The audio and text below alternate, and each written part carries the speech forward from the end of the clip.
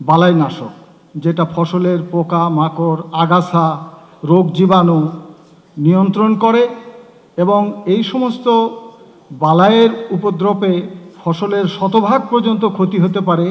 এই বিষয়টি নিয়ে আমি 4-5 মিনিটে এর সমস্যা সম্ভাবনা এবং আমাদের করণীয় নিয়ে আমি 2-1টি কথা বলে শেষ করব। প্রথমত, এই বালাইনাশকগুলো একসময় আমাদের দেশে বিনামূল্যে প্রদান করা হতো।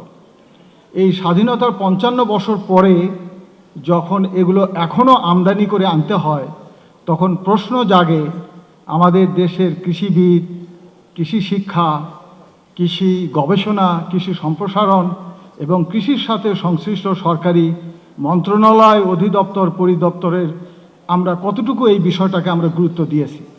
গত বছর আমাদের 7,500 কোটি টাকার বালাইনাশক কৃষককে ক্রয় করতে হয়েছে। এর মধ্যে প্রায় 90% বা তার বেশি আমাদের আমদানি করে আনতে হয়েছে। এই সাধারণ জিনিসটা যার প্রযুক্তি জ্ঞান আমাদের কৃষি বিজ্ঞানীদের মাঝে আছে, কৃষি বিশ্ববিদ্যালয়ের প্রফেসর যারা আছেন তারা এগুলো প্রতিনিয়ত ছাত্রদেরকে অধ্যয়ন করাচ্ছেন এবং গবেষণাতে এগুলোর সুযোগ আছে। তাহলে এই জিনিসটা এক সময় যেটা বিনামূল্যে দেওয়া হয়েছে, তাহলে সেই সময়ের যে কোম্পানিগুলো তাদের ভূমিকার কারণে এগুলো হচ্ছে কিনা এগুলো দেখার বিষয় আছে। কারণ হলো আমাদের দেশের এই যে বাজারটার 55% মার্কেট মাত্র 5টা বহুজাতিক কোম্পানি তার 8টা প্যাটেন্ট প্রোডাক্ট দিয়ে এটা দখল করে রাখছে। অথচ তারা কিন্তু এতদিনে এখানে উৎপাদন করে রপ্তানি করার কথা, কিন্তু উৎপাদনটাই তারা লাইসেন্স নিয়ে রাখছে, পার্শ্ববর্তী দেশ থেকে বানিয়ে নিয়ে আসছে, কী দামে আনছে কী দামে বেচছে এবং সরকারের একটি সংস্থা তাদের পার্টনার রয়ে গেছে, সেখানে কতটুকু মুনাফা দিচ্ছে, দেশীয় কোম্পানিগুলো কোথায় বাধাগ্রস্ত হচ্ছে, এই বিষয়গুলো দেখার কার কাছে গেলে আমরা সমাধান পাবো, এই বিষয়ে 2-1টি কথা বলি। যেমন ধরুন, আমাদের কাঁচামাল আমদানির জন্য সংশ্লিষ্ট মন্ত্রণালয়ের সুপারিশে এবং এনবিআর এটা কিন্তু আপনার 0 ট্যারিফ দেওয়া হয়েছে, অর্থাৎ শুল্ক দেওয়া হয়েছে, কাস্টম ডিউটি 0। কিন্তু এর যে সহায়ক উপাদান, ধরেন হয়তো যে জিনিসটা মাত্র 1% লাগে বা 5% লাগে, যে পেস্টিসাইডাল গুণ আছে সেটাকে আমরা অ্যাক্টিভ ইনগ্রিডিয়েন্ট বলি, এটার উপর 0 দিয়েছে। কিন্তু এর যে সহায়ক উপাদান যেটা আপনার লক্ষ লক্ষ লিটার প্রত্যেক মাসে আনতে হচ্ছে, সেটা আছে জাইলিন, পানি, যেগুলো আমাদের পেট্রোলিয়াম রিফাইনারি থেকেই কিন্তু আমাদের এগুলো তৈরি হয়। এখানে আমাদের টিকে গ্রুপের ভাই আছেন, ওনারাই কিন্তু জাইলিন তৈরি করে। আমরা এগুলো কিন্তু তাকে ভ্যাটও দিতে হচ্ছে না।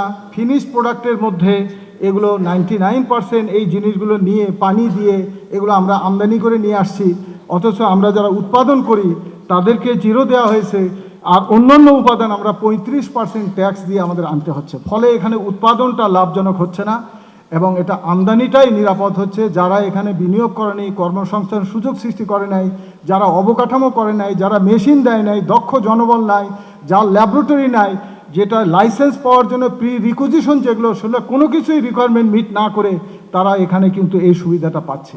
আমাদেরকে এই 35% ডিউটি ট্যাক্স দিয়ে আমরা যে এক্সিপিয়েন্ট নিয়ে আসতেছি, এটা কিন্তু এটাও 0 হওয়া উচিত। তাহলে কিন্তু আমরা এখানে উৎপাদন আমাদের খরচটা কমে যায়, কৃষক কিন্তু এটা 30 থেকে 40% কম দামে এটা আমাদের পাইতে পারে।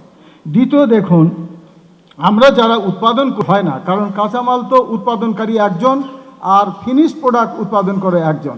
ফিনিশ প্রোডাক্ট যিনি উৎপাদন করে তিনি অন্যের কাছ থেকে কাঁচামাল নিয়ে বাংলাদেশে তার কোম্পানির নাম তালিকাভুক্ত হয়।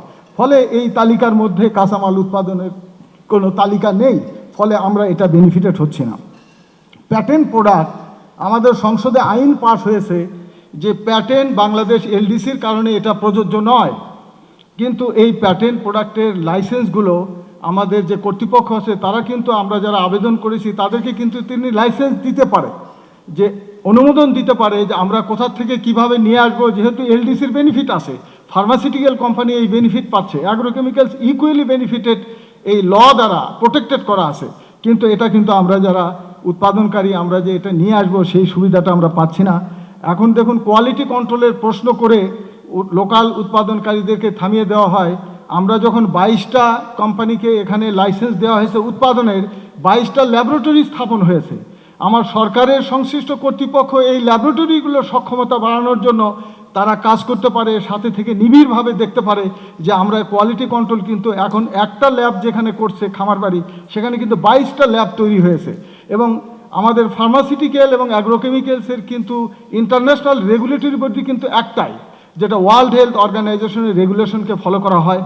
সেটা আমরা কিন্তু ফার্মাতে আমরা পাচ্ছি 100, আমার নিজেরও ফার্মাসিউটিক্যাল কোম্পানি আছে, আমরা রপ্তানি করছি, কিন্তু অ্যাগ্রোকেমিক্যালস আমরা রপ্তানি তো দূরের কথা, আমরা উৎপাদনের ক্ষেত্রে ব্যারিয়ারে আমরা আগাতে পারছি না।